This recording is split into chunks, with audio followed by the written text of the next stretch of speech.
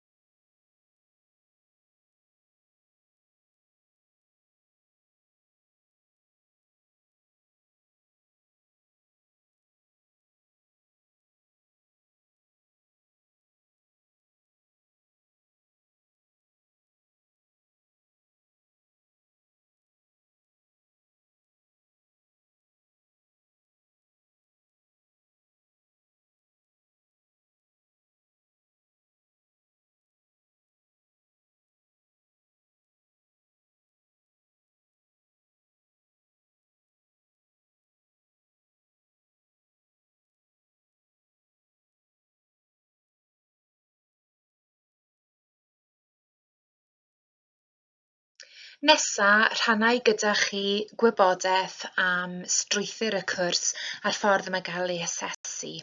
I will now share information with you about the structure of the course and the way it is assessed. Felly mae'r cwrs seicoleg wedi cael ei rhannu fewn i 4 uned. Uned 1 ac uned 2 yn cael ei astudio ym mlwyddyn 12, ac uned 3 ac uned 4 yn cael ei astudio ym mlwyddyn 13. The psychology course has been divided into 4 units of study. Unit 1 and Unit 2 to be studied in Year 12, allowing the student, should they wish, to gain what we call an advanced subsidiary qualification in psychology, or to continue into their second year of study, to continue into Year 13, studying Unit 3 and Unit 4, gaining the full A-level qualification. So what is the content of the first unit of study? In ni'n astudio hwn rhwng y Medi a'r Rhagfyr o'r tymor cyntaf, a dyma i chi cyflwyno cefndir y pwnc mewn gwirionedd, rhoi sylfaen gwybodaeth i'r myfyriwr, gan edrych ar ddatblygiad hanesyddol seicoleg fel pwnc. The first unit of study allows the student to consider the historical development of psychology as a discipline, looking at its past to present methodologies, in essence. So we consider 5 key approaches which have evolved over time. Ac mae bob un ym magwedd wedi datblygu technegau sydd wedi dod yn fwy gwyddonol ei natur. So, for example, we will consider the early philosophies and approaches of Sigmund Freud with the psychodynamic perspective, considering the role of the unconscious mind, the id, the ego, and the superego, and dream analysis in dealing with mental disorders. To the present day, and to consider a more biological perspective or a cognitive perspective, and psychologists' use of scientific methods such as brain scanning techniques to investigate the impact of the brain and neurotransmitters, for example, and the influence of genes on human behaviour. So with each of these 5 approaches, students in the first exam that they sit in the summer have to demonstrate knowledge and understanding of the key approaches, the key assumptions of each approach, their key beliefs, what do they believe drives human behaviour ultimately, and they all have conflicting views. So we consider the key assumptions, we consider the therapies which have developed within each of these approaches, and we consider an evaluation of each of these therapies, including cognitive behavioural therapy, dream analysis, systematic desensitizations and drug therapy. And then we look at a classical piece of research which psychologists within each of these approaches implemented and the discoveries made. Again, students need to demonstrate their knowledge and understanding and their ability to evaluate the reliability and validity of the experiments conducted by psychologists in each of these approaches. Felly, yr unig ffordd mae Seicoleg Gwyr yn llwyddo i wneud canfyddiadau mawr am yr hyn sy'n gyrru ymddygiad dynol yw drwy gynnal gwaith ymchwil nhw eu hunain. A'r her mawr sy'n gwynebu Seicoleg Gwyr wrth gwrs, wrth gynnal gwaith ymchwil yw bod nhw'n defnyddio bobl, cyfranwyr sy'n ddynol, ac mae'n anodd iawn reoli bobl. A'r her mawr wrth gwrs yw sut bod modd diogelu ymchwil sydd yn wrthrychol, yn wyddonol, yn ddibynadwy ac yn ddilys, ac felly yn werthfawr. Mae e'n real her. So maen nhw yn defnyddio amrywiaeth eang o dechnegau, dulliau ymchwil, a dyma yw ffocws uned 2. Mae angen i'r myfyriwr datblygu gwybodaeth a dealltwriaeth o'r technegau gwahanol, ac maen nhw'n amrywio bethau fel arbrofion labordy, astudiaethau achos, cyfweliadau, holiaduron, arbrawf sydd yn gydberthyniad, arsylwad, sganio mynyddol a mwy. Ac mae'n rhaid i'r myfyriwr dangos i gwybodaeth nhw yn yr ail arholiad yma o'r materion sy'n gallu cael impact ar ddibynadwyedd arbrawf, a'r materion sy'n gallu cael impact ar ddylysrwydd arbrawf, ac hefyd ar y materion moesegol sy'n ymwneud gyda defnyddio cyfranwyr dynol. The second unit of work focuses entirely on research methodologies. Students develop an appreciation that psychologists make these significant discoveries about the factors, the underlying mechanisms which drive human behaviour through conducting their own research.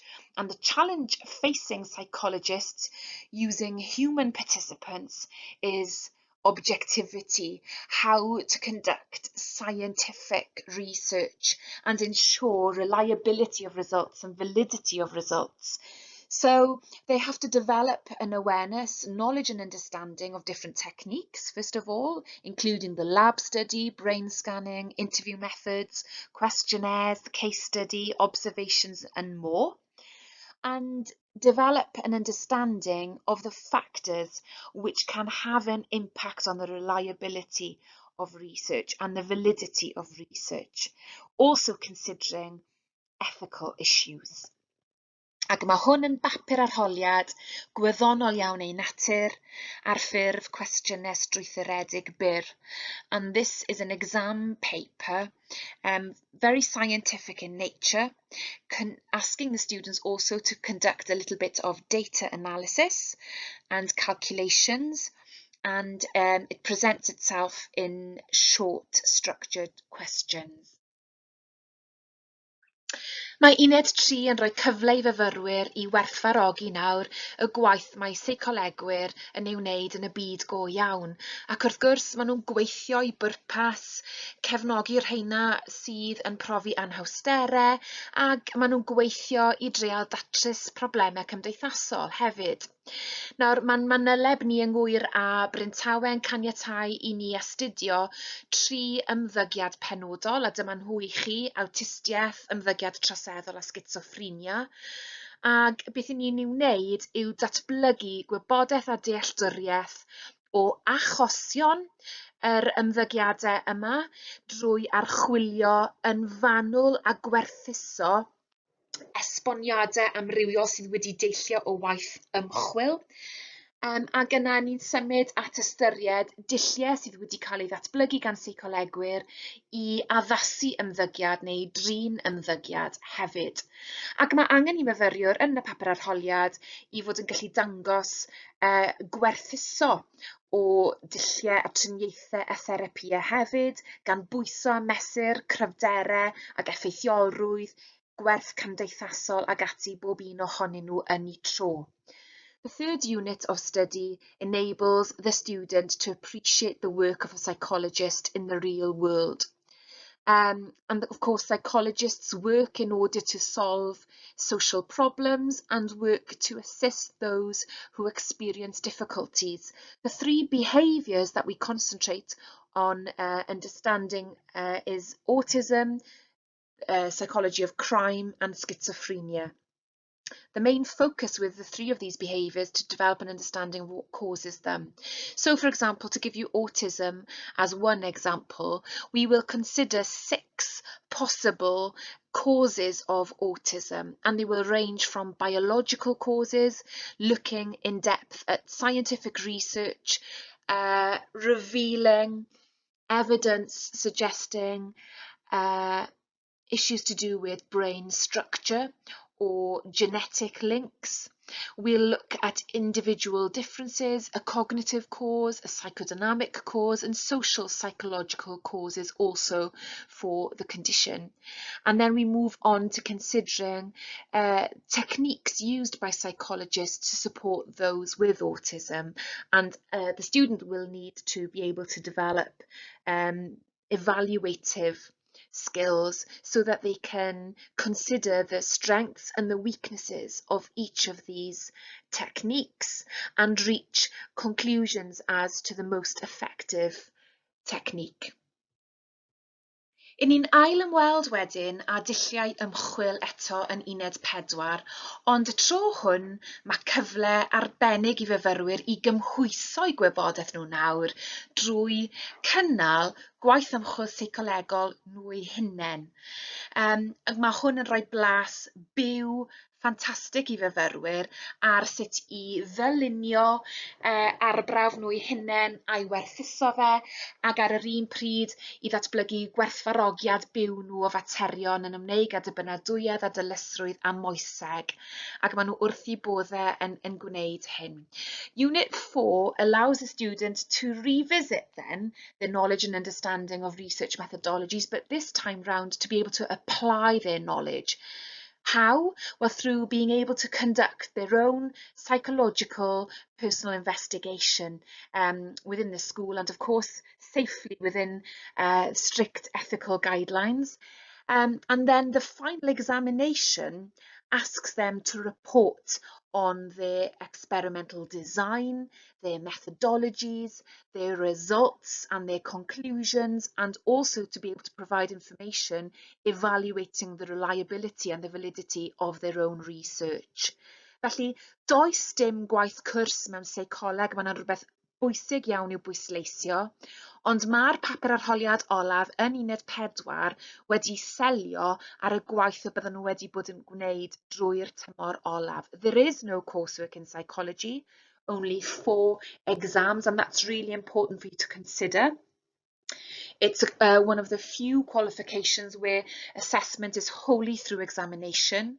However, the final exam, Unit 4, is based on practical work that they will have conducted in the class, with a lot of support then guiding them through this process. Felly, dyna i chi'r gwybodaeth ynglyn â'r cynnwys a'r strwythur. Ychydig bach yn gyflym iawn nawr am pam ydw i'n teimlo bod astudio'r pwnc yma fel un o'ch dewisiadau lefel A chi yn ddewis synhwyrol. Why study psychology therefore at A level? Fel i chi o bosib yn gwybod, does dim rhaid i chi astudio seicoleg lefel A mwyn cael mynediad i astudio'r pwnc yn y brifysgol. It's really important to note that of course you don't have to study psychology at A level if you want to pursue it at degree level in university. However, fodd bynnag, yn sicr, fydde fe'n rhoi sylfaen arbennig i chi gael mynediad llyfn a llwyddiannus i'w astudio fe yn y brifysgol. It would certainly give you a sound foundation to study psychology at degree level. Sa chi'n gofyn i fi beth o'n i'n teimlo yw mantes penna astudio seicoleg fel pwnc lefel A, if you were to ask me what my opinion is in terms of the key strength of studying psychology at A level, fydden ni yn dweud wrthoch chi mai y ffaith fod ganddo fe statws gwyddonol, fod natur y cwrs yn cynnwys elfennau o mathemateg, y gwyddoniaethau, ond hefyd mae'n apelio i'r myfyriwr sy'n mwynhau'r dyniaethau a materion cymdeithasol hefyd. Cryfder mawr hwn yw i fod yn caniatáu mynediad lawn i ti i pob math o cyrsiau gradd yn y brifysgol. Mae'r drysau'n agored, ti'n cael dod opsiynau di'n fyw. Yn y sicr, os wyt ti'n berson sydd ddim cweit yn siŵr beth ti'n moyn wneud yn y brifysgol, sydd yn mor debygol, yna ti ddim yn cyfyngu dy hun i just astudio'r gwyddoniaethau pur neu just astudio'r dyniaethau. Mae seicoleg yn cydblethu'n daclus ac yn cyfuno'n hyfryd. Gyda ystod mor eang o bynciau, mae e'n ddewis saff iawn. It's an extremely safe choice because of the course itself includes elements of the science subjects, mathematics. Students have to be able to write extensively, traethodau sydd yn estynedig. So the range of skills you have to have for psychology at A level means that they're not concentrated in the sciences or concentrated in mathematics or concentrated in extended essay writing skills. You have to have all of these skills across the board. And employees and university admissions officers appreciate and know this.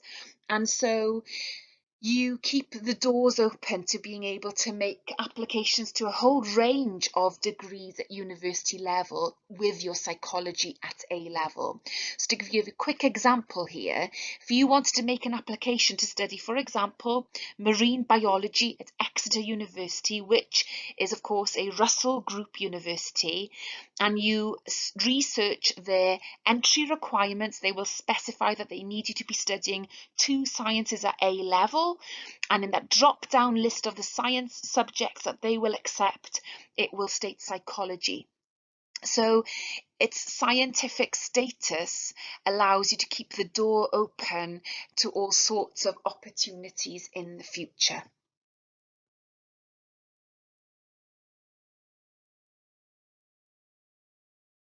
I orffen felly, a wydd rhannu gyda chi rhai o brofiadau allgyrsiol mae myfyrwyr seicoleg y Bartneriaeth Gwyr y Bryntawe wedi gallu manteisio arno fe dros y blynyddoedd diwetha. Just wanting to finish on happiness and motivation and encouragement and curiosity, and share with you some of the extracurricular activities available to the psychology students in the Gwyr Bryntawe Partnership, by starting with the Wales Brain Bee competition conducted by the Neuroscience Department in Cardiff University over the last couple of years, which brought much enthrallment to our students, who gained excellent lab experience and an useful insight into neuropsychiatry and neuroscience. A sequence of practical experiments and written tasks allowed them to develop an awareness and appreciation of a range of neurodegenerative diseases.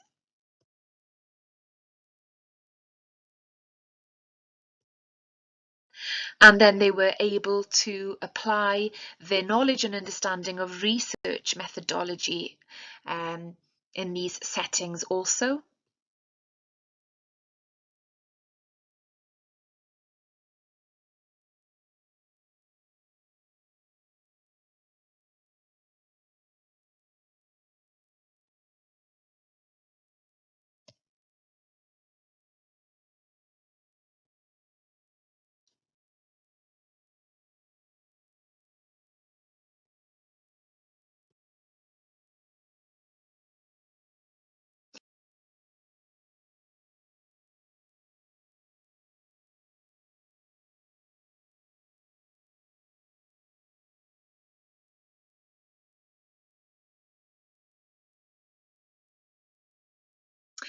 Wel, dyna ni. Mawr obeithiaf eich bod chi wedi gweld y cyflwyniad yma'n ddefnyddiol ac yn fuddiol, a'ch bod chi mewn welediad gwell nawr i natur a chynnwys y cwrs Seicoleg Lefel A. I hope that you have found this presentation to be useful and insightful. If you have, however, any queries or concerns, please feel free to contact me in school. My contact details are on the school's website. Ond i chi ddisgyblion blwyddyn 11, mae yna gyfnod cyffroes dros ben yn eich gwynebu chi. Fi'n teimlo'n eiddigeddus iawn o'r penderfyniadau sydd o'ch blaenau chi. Pwyllwch, peidwch â rhuthro, cymrwch eich amser chi i feddwl, ac ar y nodau yna, fydden ni yn eich cyfeirio chi at gyfrif trydar yr adran Seicoleg, le gewch chi gwell flas ar weithgarwch yr adran, ble fyddai yn aml iawn yn cyfeirio at darnau waith, erthyglau, coeddiadau diweddar a cyfoes sydd yn ymwneud yn uniongyrchol gyda gwaith y fanyleb. Felly, sy'n byd yn eich rhwystro chi rhag troi at y cyfrif yma nawr, ag i wneud ychydig bach yn fwy o waith ymchwil, fyddwn ni'n annog chi wneud hynny i fod yn fwy gwybodus to cyn eich bod chi'n gwneud eich penderfyniad terfynol. Hwyl a hael.